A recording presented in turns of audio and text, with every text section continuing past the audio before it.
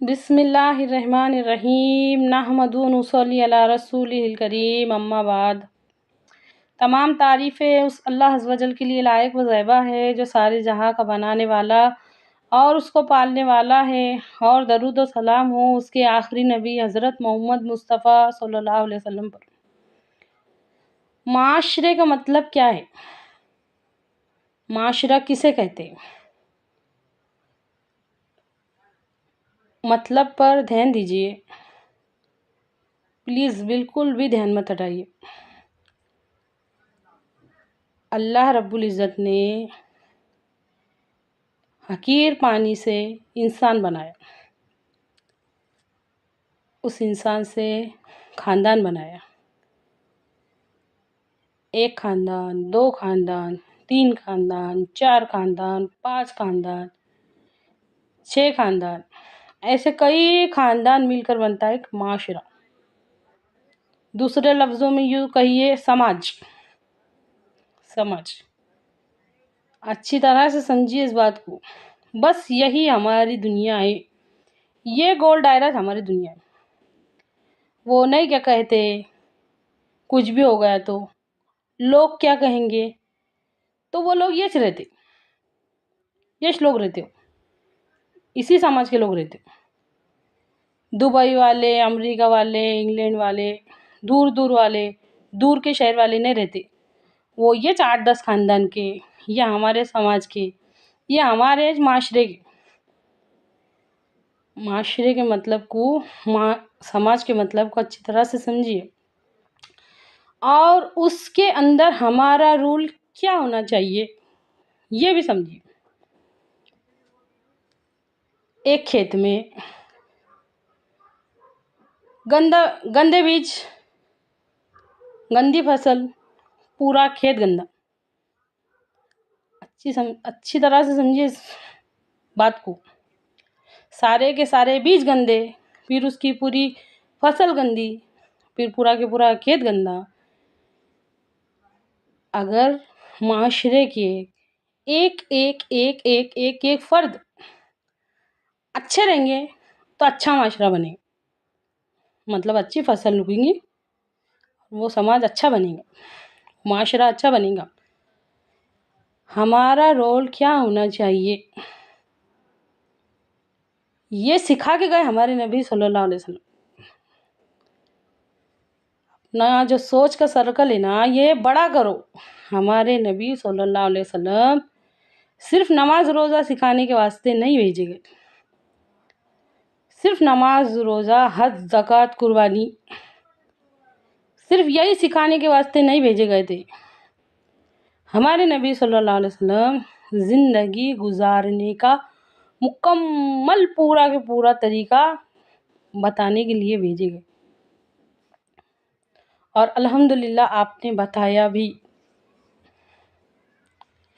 معاشرات کیسے طے کریں گے ہم؟ تو آج جب یہ بات آ جاتی نا، اس میں بالکل بھی ہمارے نبی صلی اللہ علیہ وسلم کے طریقے کو نہیں اپنایا جاتا، یہ پوری کے پوری منمانی ڈھنگ سے طے ہو رہی ہے۔ غور کر کے دیکھو اس بات میں، اور غور کرنے کی اہمیت کو بھی اچھی طرح سے سمجھیے، بہت ضروری ہو گیا آج غور کرنا۔ اس معاشرے میں امیر بھی ہے، غریب بھی ہے، کالے بھی ہے، گورے بھی ہے۔ اس معاشرے میں امیر ہے، غریب ہے، کالے ہیں، گورے ہیں، ہر طرح کے لوگ ہیں، مرد بھی ہے، عورتیں بھی ہیں، جوان بھی ہے، بوڑھے بھی ہیں۔ اس معاشرے میں اللہ کی محبت رکھنے والے اگر ہم بن جائیں گے نا، وہ ہم کو نیکی کی طرف ڈھکلیں گی اور ہم نیکی کرنے والے بنیں گے۔ اگر ہر فرد سورہ تبارک الذی کی وہ آیت،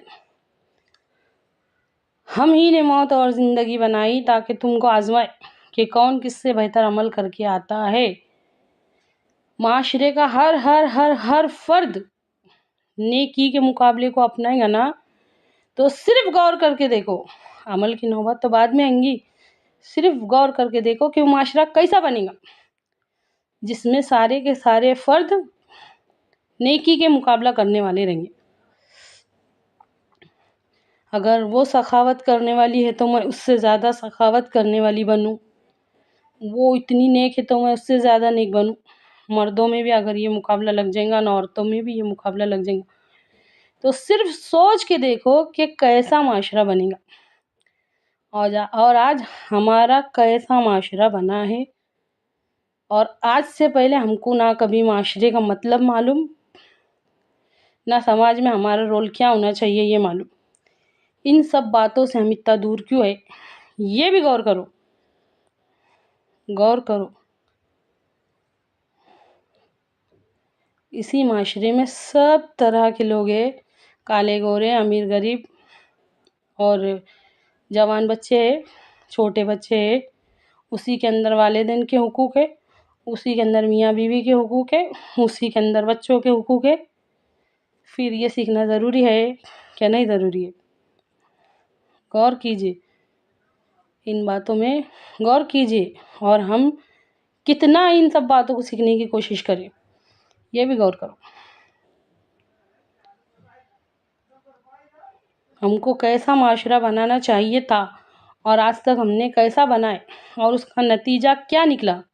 برے کام کا برا نتیجہ آج ہمارے آنکھوں کے سامنے ہے، غور کرو۔